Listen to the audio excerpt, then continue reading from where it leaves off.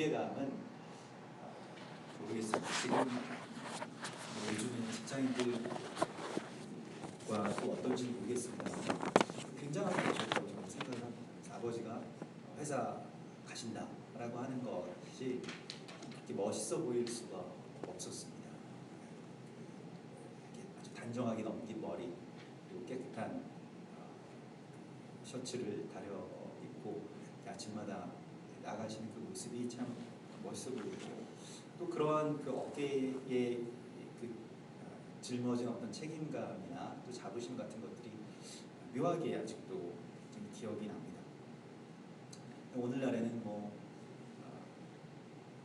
젊은 그 청년들 가운데서든 아니면 직장인들 가운데서든 정규직이냐 비정규직이냐 이러한 것들 때문에 굉장히 여러 가지 문제들이 있고, 또 정규직이 되기 위해서 비정규직들이 노력한 그러한 그 애환들을 다룬 드라마가 최근에 방영돼서 좀 많은 공감을 일으키기도 하였는데요.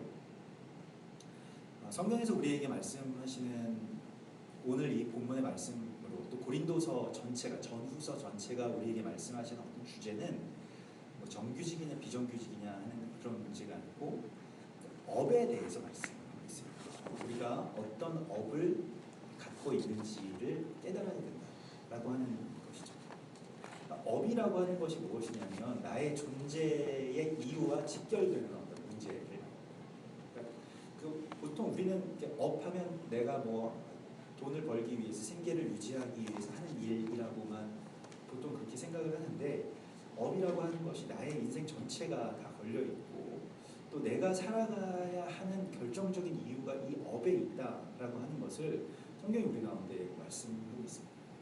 근데 그 교회가, 고린도 교회라고 하는 이 교회가 여러 가지 문제에 부딪히게 되고, 정말로 숨은 부끄러운 일들, 어떻게 말할 수 없는 오늘날의 교회의 모습과 거의 반불한 그런 모습입니다. 오늘날의 교회의 모습에 그대로를 담고 있습니다. 여러 가지 어떠한 그 문제들, 또 분쟁들, 그리고 차마 입에 담기도 어려운 일들, 그래서 그런 문제들을 교회 안에서 소화하고 또 해결할 수 없어서 세상의 법정 가운데서 소송까지 이렇게 비화되는 그러한 여러 가지 문제들, 오늘날 이 땅의 교회들의 모습과 거의 비슷한 문제들을 고린도 교회라고 하는 그 초대 교회의 한 교회가 그것을 갖고 있었다는 것입니다. 근데 거기에 대해서 바울이 정말로 자신의 마음을, 자기가 낳은 교회, 자기가 세운 교회이기 때문에 자신의 모든 것을 다 쏟아서 편지를 쓰는데, 결국 너희들의 문제는 이러한 것들이고, 이러한 것들 때문에 너희는 이걸 고쳐야 되고, 이런 얘기를 하지 않아요. 문제가 있는 것들에 대해서는 다 여러 가지 해법들도 있었을 거예요. 그 당시에 성도들이 많지는 않았겠습니다만, 그러나 고린도 교회를 바라보고 또 고린도 교회 성도들 당사자들도 그 문제들에 대한 지적은 누구나 할 수 있는 것입니다. 그런데 바울은 그것을 어떻게 그 문제들에서 빠져나올 수 있을 것이냐, 교회가 다시 새로운 생명 가운데로 들어갈 수 있을 것이냐라고 하는 것을, 업을 재정의해야 된다. 오늘날의 많은 무슨 어떤 경영 그 기법 가운데서 업의 재정의라고 하는 말이 있습니다만, 그 업을 다시 바꿔야 된다라고 하는 것에 대해서 그렇게 말씀하고 있는 것입니다. 그래서 고린도서에서는 어떤 직분, 우리의 직분, 또 우리가 맡은 일, 우리는 어떠한 것을 맡은 자들이냐, 어떠한 사람들이냐라고 하는 것에 대해서, 이 업의 회복에 대해서 아주 다각도로 말씀하고 있습니다. 이 땅 가운데서 결국에는 이제 낙심하게 되고, 그래서 그런 어떤 부끄러운 일들, 죄악들, 여러 가지 문제들에 빠지게 되는 결정적인 이유는 우리가 그 업을 붙들지를 못했기 때문이다 라고 말씀하고 있습니다. 업이라고 하는 것을 붙들지 못하고 그냥 이 세상에서 그것을 놓치게 되면 모든 걸 다 놓치게 되는 것인데, 가장 중요한 것을 놓치게 되었다라고 이 바울이 탄식하면서 그것을 다시 회복하기를 그렇게 힘써야 된다라고 말씀하고 있습니다. 결국에는 이 업이라고 하는 것이 그 개념이 굉장히 중요한데, 그것이 무엇이냐면 가령 그런 것입니다. 내가 하고 보통 오늘날의 우리들은 돈을 벌기 위해서 하는 일을 업이라고 보통 많이 생각을 하죠. 그러니까 나는 지금 내 업은 무엇이냐, 우리의 업은 무엇이냐, 내가 지금 해서 뭐 어떤 일을 해서 그것에 대해서 대가를 받고 돈을 벌고 있으면 그게 나의 업이라고 생각하는 거예요. 그게 일치하는 경우도 있지만 그러나 돈을 벌기 위해서 하는 일이 전부 다 업은 아닌 것이죠. 그러니까 그렇게 우리가 업을 규정하면 우리 이 시대가 참 불행한 이유는 업을 다 잃어버렸다는 데 잃게 되는 게 있습니다.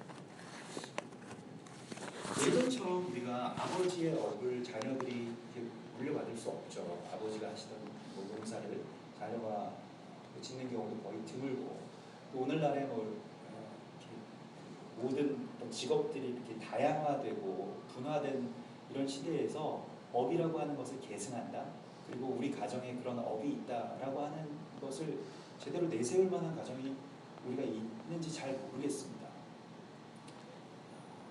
뭐 아버지가 무슨 스시집을 하시는 것도 아니고 모칠 장인도 아닌 이상 아버지의 업을 내가 물려받겠다 이렇게 뭐 결정하고 그것을 따라서 살겠다라고 하면 우리가 자녀들 지금 말릴 거예요. 아버지가 다니시던 회사에 저는 기필코 들어가서 아버지처럼 일하다 죽겠습니다 이렇게 말한다고 생각해 보십시오. 여러분들이 그걸 그래 잘 생각했다. 그게 우리 업이지. 우리가 이렇게 충성하자 이런 개념이 없어졌잖아요. 예전에는 그래도 뭐 평생 직장인의 개념도 있고 뭐 직장에 충성하고 직장을 뭐 그렇게 뭐 발전시키고 그러한 개념이 있었지만 오늘날에는 그런 것도 사라졌습니다. 그냥 말하자면 돈벌이가 되어버렸죠. 이게 이 세상의 모든 문화들이 다 조직화되고 또 조직화되면서 다 분화되고 쪼개어져서 업이라고 하는 것을 일단 다 하게 해놓았습니다. 그래서 뭔가 그런 이 업을 우리가 붙잡을 수 있는 그러한 것이 우리 가운데 잘 존재하지 않죠. 바울은 우리가 낙심하게 되고 또 우리가 마음이 상하고 지치게 되는 그런 결정적인 이유는 우리가 그러한 업을 붙들지 못했기 때문이라고 이야기하고 있습니다. 요즘에 다들 어떤 신문에 결국 이제 약 광고인데 신문의 광고를 보면 어깨가 자주 뭉치시고 자고 일어나셔도 개운치가 못하고 뭐 변을 잘 못 보고 뭐 목이 자주 마르고 뭐 이런 그 손발이 갑자기 뭐 차가워지고 뭐 이런 것들을 이렇게 쭉 써놓으면 다 내 얘기인데 그러면서 계속 읽게 되는 거죠. 근데 사실 다른 사람들한테 물어보면 다른 분들도 다 그렇다는 거예요. 다들 그냥 힘들고 다들 지치고 아침에 일어나기가 쉽지 않은 그런 세상 가운데 살아가고 있다는 것입니다. 왜냐하면 업이 없기 때문에 그렇다는 것입니다. 그래서 교회가 썩은 속살이 드러나게 되고 부끄럽고 정말 말도 할 수 없는 그런 일들을 우리가 맡게 되는 결정적인 이유에 대해서 성경은 그런 업을 다시 규정해야 된다라고 말씀하고 있는 것이죠. 창세기 17장 8절에 보면 결국 성경의 이야기는 하나님께서 우리에게 새로운 어떤 업을 바꾸어 주시는 것에서부터 출발을 합니다. 그래서 내가 너와 내 후손에게 내가 거류하는 이 땅, 곧 가나안 온 땅을 주어 영원한 기업이 되게 하고 나는 그들의 하나님이 되리라. 그래서 하나님께서 업을 주시죠. 하나님께서 주신 그 업을 우리가 받는 거예요. 그래서 그 업을 이 히브리어로는 이제 아후다라고 하는데 그것은 다른 것이 아니고요. 그것의 어떤 뜻은 잡다라고 하는 게 있습니다. 그러니까 소유와 관계가 있는 것이 아닙니다. 우리가 생각할 때 하나님께서 아브라함에게 또 이스라엘 백성들에게 기업으로 주셨다라고 하고 그 업을 주셨다고 할 때 그 업은 무엇이냐면 그걸 잡는 것이라고 말씀드렸습니다. 이게 그 잡는 것이 무엇이냐면 내가 이걸 놓치면 떨어지는 낙심하게 됩니다. 그래서 이걸 끝까지 붙들고 가는 것입니다. 그래서 그 업을 내가 이루어서 내가 소유하고 그것으로 나의 이득을 취하고 그러한 문제로 하나님께서 우리를 그 업을 규정하기를 원치 않으시고 그것을 잡아야만 살 수 있는 계속해서 그것을 잡으려고 바울이 항상 이야기하는 것은 나는 내가 아직 잡았다 함도 아니고 내가 아직 이루었다 함도 아니고 나는 그 부르심의 상을 받으려고 그것을 잡으려고 계속해서 나는 나아간다.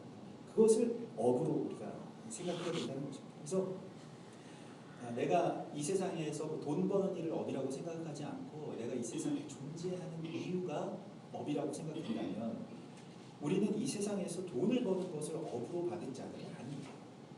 그러니까 돈 번다라고 하는 것은 물론 굉장히 중요한 일이고 우리가 이 세상 가운데서 살아가기 위해서 해야 되는 일이겠습니다만 우리가 그것을 업으로 규정할 수 있느냐, 그것을 우리의 가정과 우리 아이들과 나의 평생에 그걸 업으로 규정할 수 있느냐 하는 것은 굉장히 다른 문제라고 하는 것이죠. 근데 이 업을 재정해야 한다라고 할 때 흔히들 이야기하는 몇 가지의 그런 이야기들이 있습니다. 근데 그 가운데서 이제 디즈니랜드의 청소부들 이야기를 많이 하죠. 그래서 디즈니랜드에 청소부들이 있습니다. 보통 이제 청소부들은 그냥 이 쓰레기들을 줍고 디즈니랜드 바닥을 깨끗하게 하고 기물들을 이렇게 청소하는 사람으로 생각을 하는데 그 청소부의 업을 다시 재정해야 한 거예요. 디즈니랜드에서 청소부들과 함께 우리는 그냥 단순히 그런 것이 우리의 업이 아니다. 우리는 사람들을 기쁘게 해주는 그런 업이다. 이 청소부, 디즈니랜드의 청소부의 업은 사람들을 기쁘게 해주는 업이다 라고 하는 것을 다시 재정의했습니다. 그리고 당신들이 그것을 위해서 디즈니랜드에 온 어린이들을 기쁘게 해주기 위해서 할 수 있는 걸 하라. 물론 청소를 하는 것이 이제 중요한 일이지만 청소를 하면서 이제 그 놀이기구를 타기 위해서 줄을 길게 늘어선 그 어린이들 앞에서 청소부들이 걸레를 가지고 그림을 그려주기 시작합니다. 걸레를 가지고 바닥에다가 뭐 미키마우스나 도널드 덕을 아주 그럴싸하게 그 물로 그 걸레에서 나온 그 물로 이렇게 바닥에 그런 얼룩을 만들면서 그 그림을 그려주기 시작했어요. 어린이들이 그걸 보면서 굉장히 좋아했어요. 너무 잘 그려, 연습을 굉장히 많이 해서. 그래서 청소부들이 뭐 마술을 보여주기도 하고 그렇게 청소를 하면서 무언가 온 사람들이 기뻐할 수 있는 일들을 같이 하기 시작했습니다. 그래서 디즈니랜드에서는 그 청소부들이 굉장히 인기가 많다라고 하는 거예요. 자신의 업을 자신이 그냥 이 세상에서 통용되는 그러한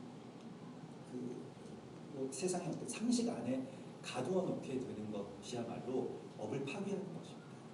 그래서 그 업을 다시 하나님의 방식 가운데로 이렇게 끌어내라고 하나님께서 말씀하고 있는 것이죠.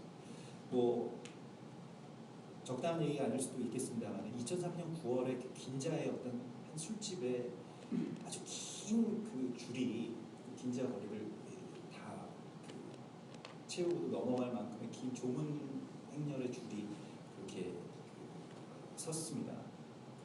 그곳에 아리마 히데코라고 하는 그 술집의 마담이 이제 별세했기 때문에 그곳에 조문 행렬이 이렇게 많이 섰다고 하는데 101세의 할머니였다고 합니다. 101세인데 52년 동안 그 술집의 마담이었는데 그냥 자신은 그분이 그렇게 유명하게 된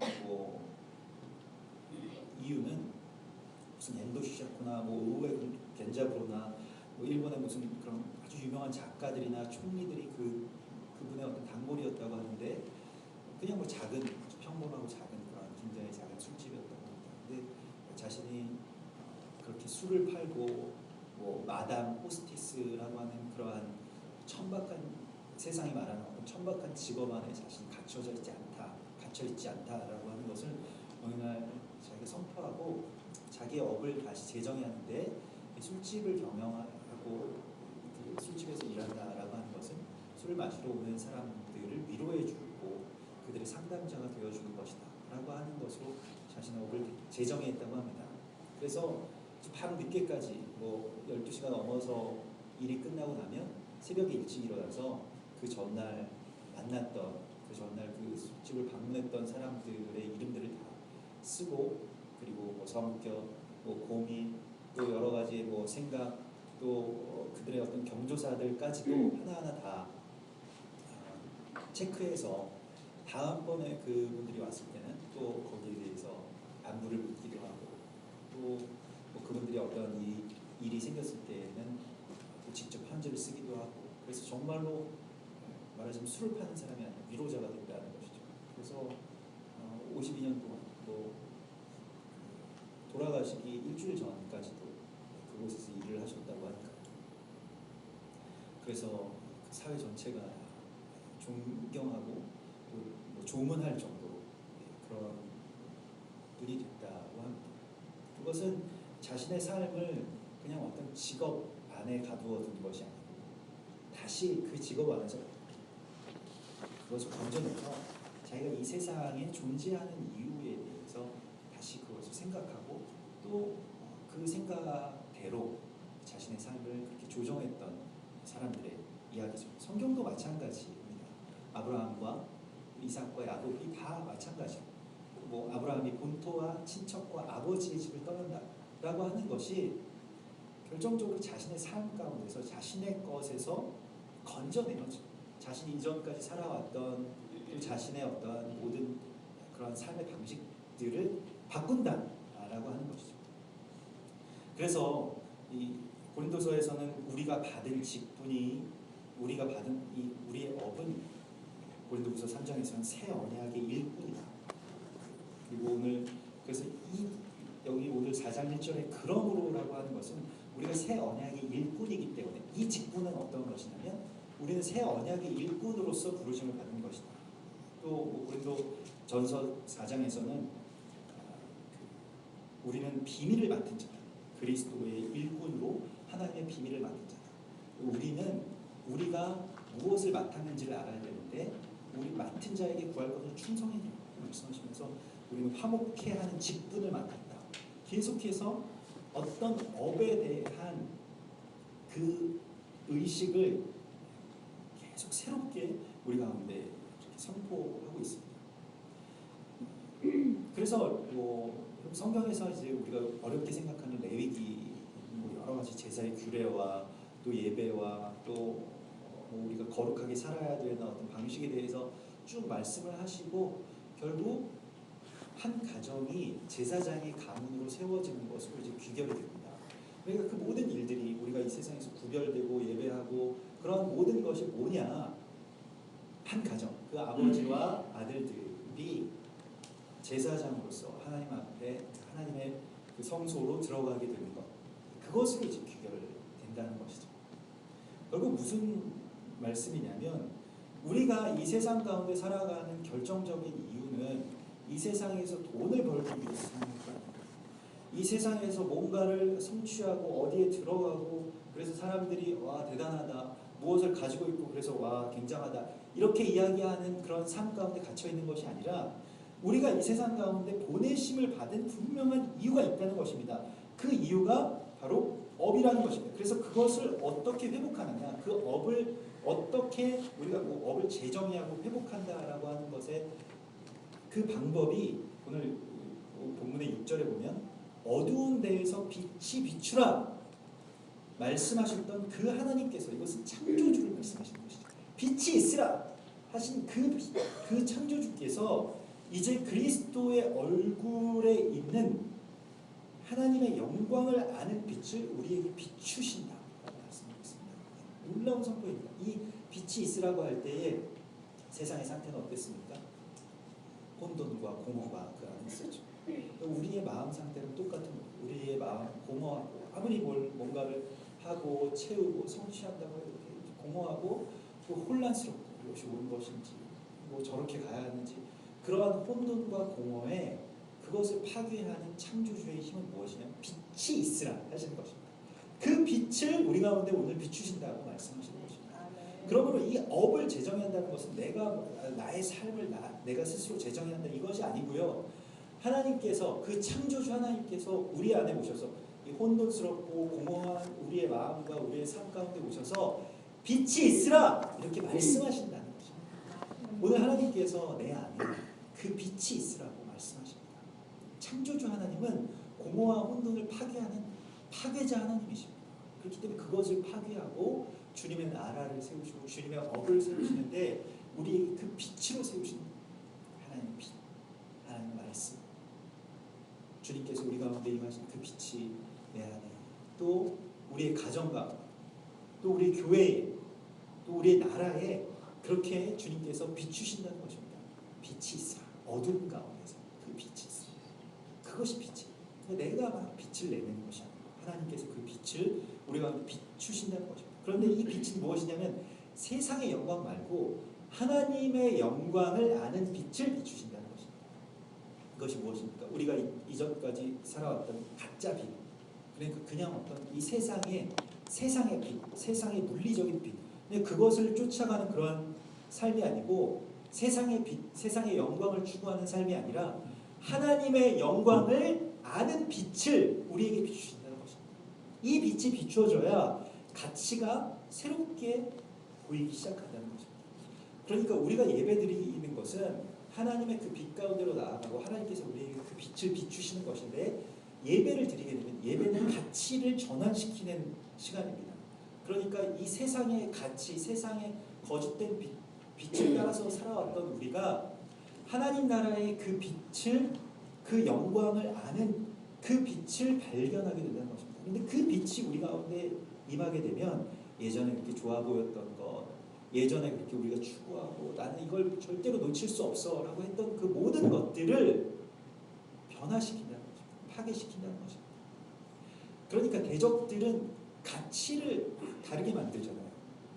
우리가 정말 좋아해야 되고 정말 추구해야 되는 그런 가치들을 애써서 부정하게 만들잖아요. 그래서 우리가 별거 아니고 또 이 세상에서 그것을 추구하면서 살아가야 되지 않아야 될 그런 가치가 떨어지는 일들을 굉장히 가치 있게 보이게 하고 그것을 쫓아서 살겠다는 것입니다.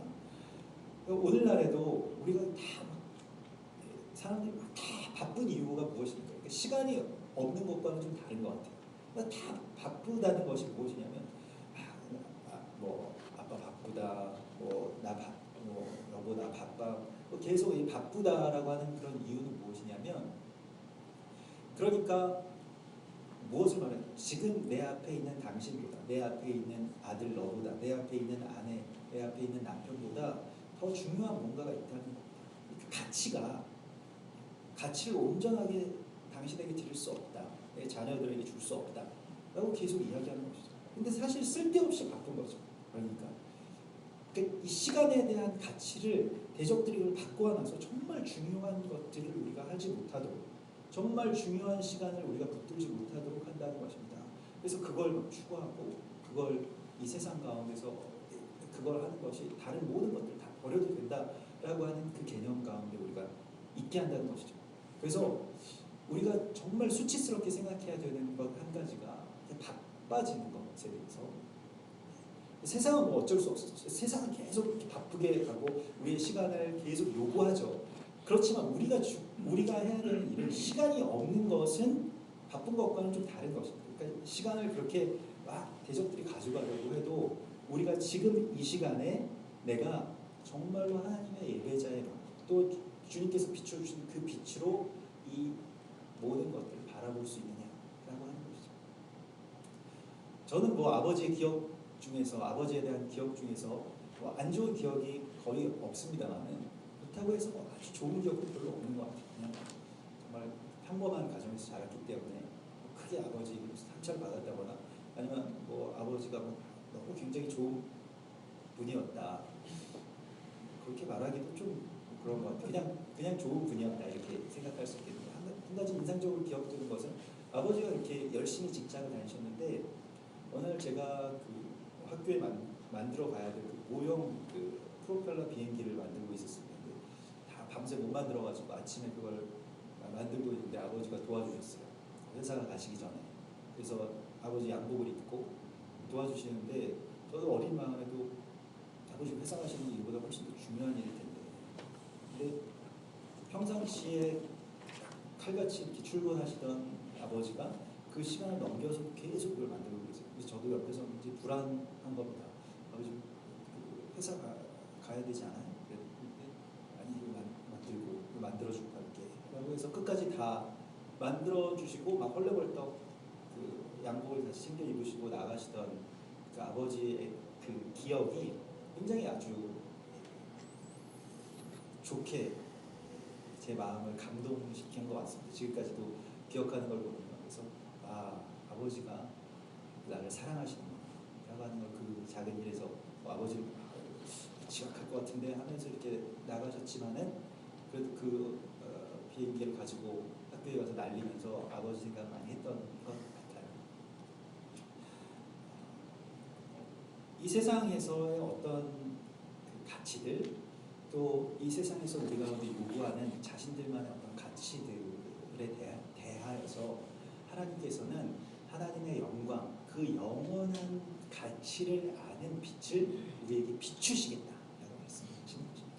이 빛이 우리 가운데 임하셨음을 선포합니다. 주님께서 우리에게 그 빛을 비추시면요, 달라지는 겁니다. 전에 내가 좋아했던 것들, 전에 내가 묶여 있었던 것에서 이게 묶임이었구나, 내가 여기서 풀려날 수 있는 거구나라고 하는 것을 우리가 알게 된다는 거죠. 묶여 있는 사람들은 그 묶임에서 풀려나면 죽는 줄 알아요. 그것이 자신의 삶에 있어서의 위기와 또 자신의 삶이 엉망으로 되어가는 것이라고 그렇게 생각하게끔 되어 있습니다.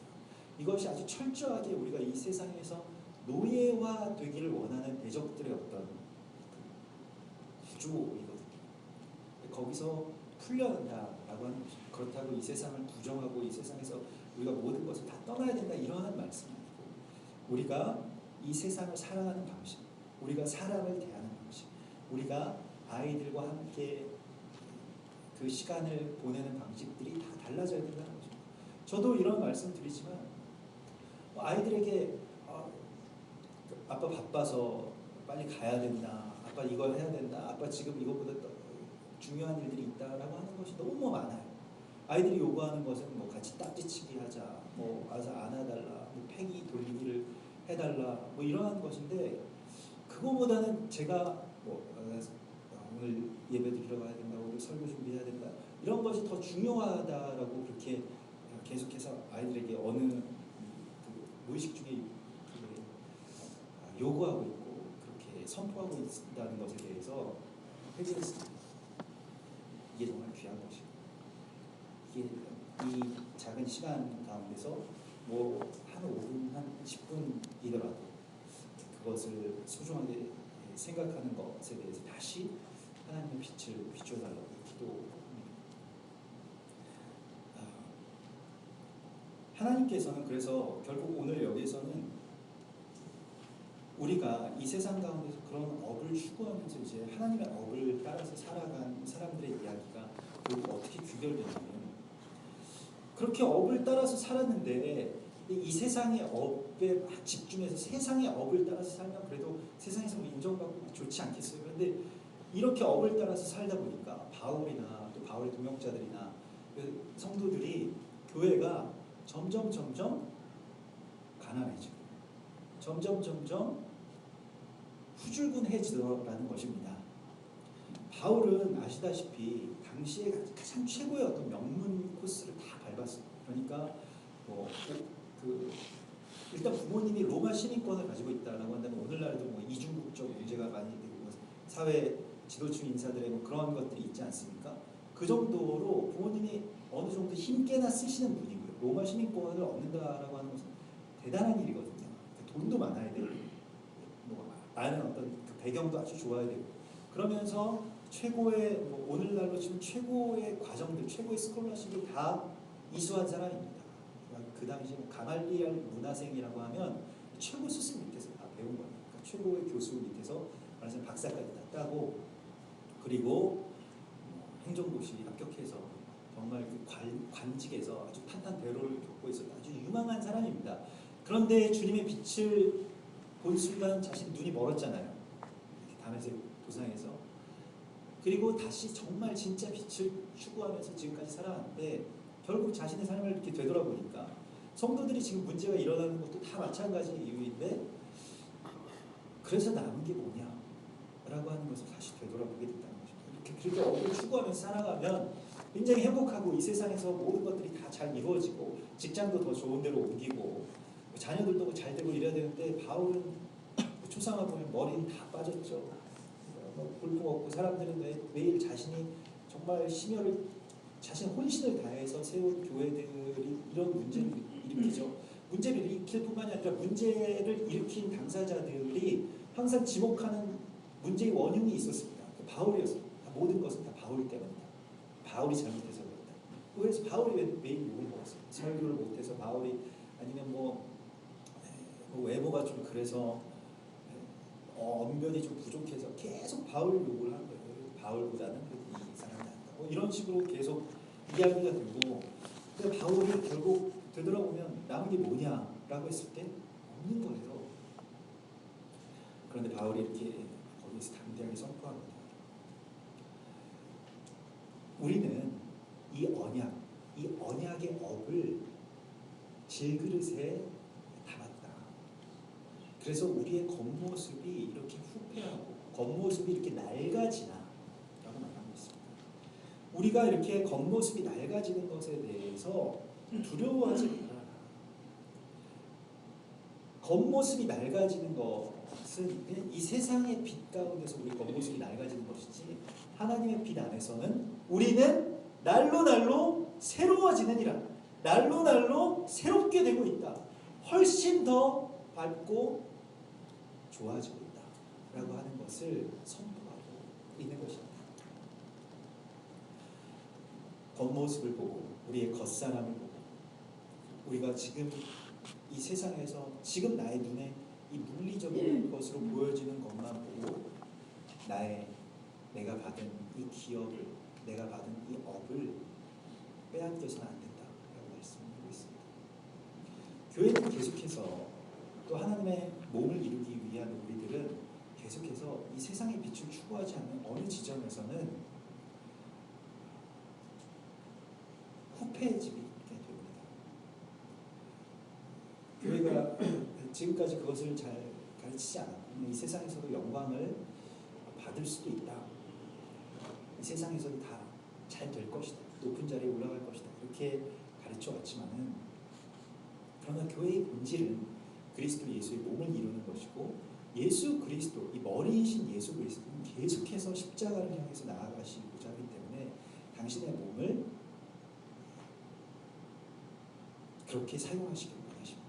그렇기 때문에 교회는 그 길로 가게 되는데, 우리가 이 땅 가운데서 다시 새롭게 온전한 하나님 나라의 업으로 돌아가서 그 영광을 아는 빛 가운데서 그 언약을 쫓아서 살아가는 것을 위해서 우리의 삶을 뒤바꿔야 돼요.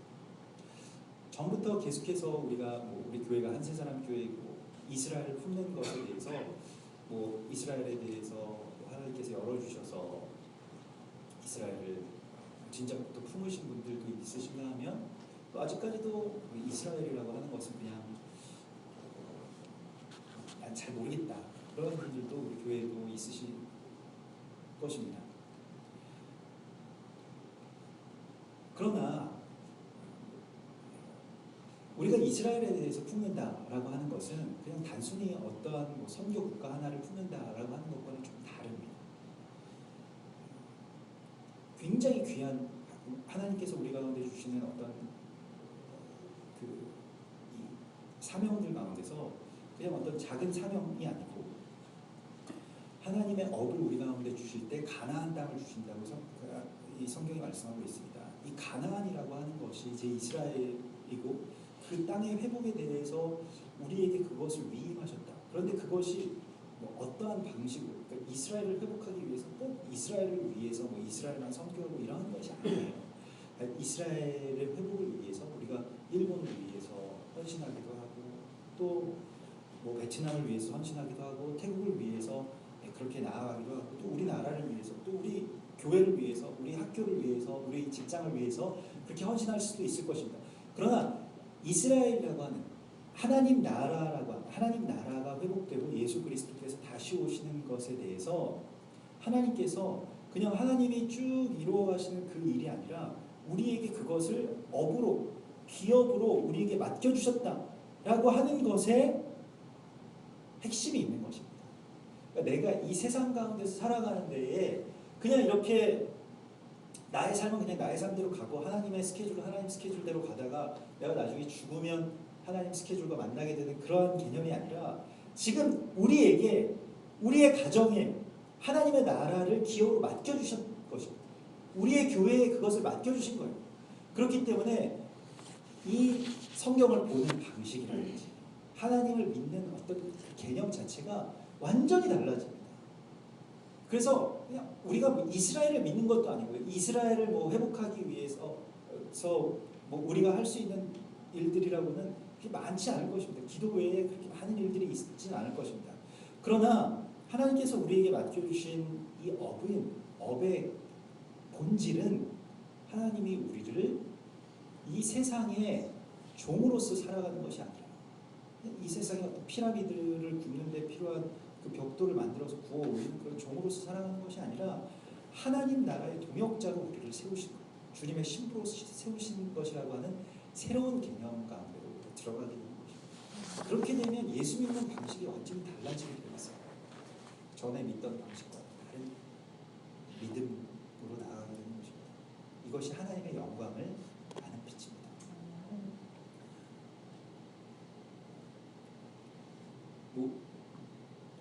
어느 날 저희 아버지가 그렇게 회사 열심히 다니시다가 전에 한번 말씀드렸습니다. 가족들을 다 불러보시고 회사에서 둘 중에 하나를 선택하라고 한다. 그 중간에 이제 예수 믿게 돼가지고 임원으로 승진하려면 주말에 나와서 골프도 치고 접대도 해야 되고 이렇게 술도 마셔야 되는데 당신 예수 믿은 다음에 사람 보려고 해서 그런 거 하나도 안 하고 술도 안 마시고 주말에는 불러내도 도통 나오지도 않고 그렇게 해서는 임원이 될 수 없다. 그래서 여기까지 하고 퇴직하던가 아니면 교회를 그만두던가 회사를 그만두던가 둘 중에 하나를 선택해라. 이렇게 회장님이 말씀하셨다는 거예요. 그래서 아버지는 직장을 그만두기로 했다. 다들 우리에게 물어보시고 그래서 우리도 좋다고 그때는 직장을 그만둔다는 게 무슨 의미인지 몰랐어요. 그만두면 뭐 어떻게 살겠지 이런 생각으로 그렇게 말씀드렸던 것 같습니다. 그래서 직장을 그만두셨죠. 또 퇴직금이 있으면 이렇게 교묘하게 접근하시는 분들한테 또 퇴직금도 다 잃고요. 그래서 가난해지시고 또 이렇게 평생을 지금까지 우리 가정이 이렇게 살아왔습니다만은 그러나 그때 다시 새롭게 우리 가정의 업이 재정이 되는 겁니다. 그래서 우리는 이 세상에서 하나님의 나라를 위해서 살아가는 사람이고 하나님의 나라를 회복하기 위해서 살아가는 사람이다 라고 하는 것을 그때 우리 가정 가운데 이렇게 선포된 것이라고 그렇게 저는 생각을 합니다. 이 세상의 가치를 따라서 살지 않는 그때 그것을 보여주셨기 때문에 정말 많은 것들이 이 세상의 어떤 빛이 아닌 이 세상의 빛으로 말미암아서 우리가 속아왔다라고 하는 것을 다시 새롭게 볼 수 있었던 것 같아요. 그리고 함께 그렇게 하나님의 제단을 향해서 우리는 나아가고 있고 하나님의 나라를 회복하기 위해서 살고 있다라고 하는 그런 새로운 업을 그렇게 세울 수 있었다고 생각을 합니다. 그렇다고 그 모든 것들이 다 하나님께서 우리에게 빛을 비추어 주신 이후에 생긴 일입니다. 우리가 믿음이 좋아서 또 뭔가 아주 굉장한 어떤 뜻을 가지고 하는 것이 아니라 그렇게 될 수밖에 없는 그런 삶 가운데로 들어가게 된 것이죠. 아브라함이 본토와 친척과 아버지의 집을 떠난 이야기, 모세와 또 그 모든 백성들이 자신들의 모든 삶의 터전을 버리고 광야를 향해서 전진한 이야기. 이것이 성경에서 우리 가운데 말씀하고 있는 우리의 새로운 업에 대한 말씀입니다. 그것이 겉사람이 후패하게 되는 일이라 할지라도 우리가 낡아지게 되는 일이라 할지라도 우리가 이 세상의 영광에서 떠나게 되는 일이라 할지라도 하나님의 영광을 아는 빛으로 하나님께서 우리를 한 걸음 한 걸음 인도해 주시고 있음을 말씀하십니다. 기도하겠습니다. 이 시간 잠시 주님 바라보시면서 내가 이 세상에서 살아가야 되는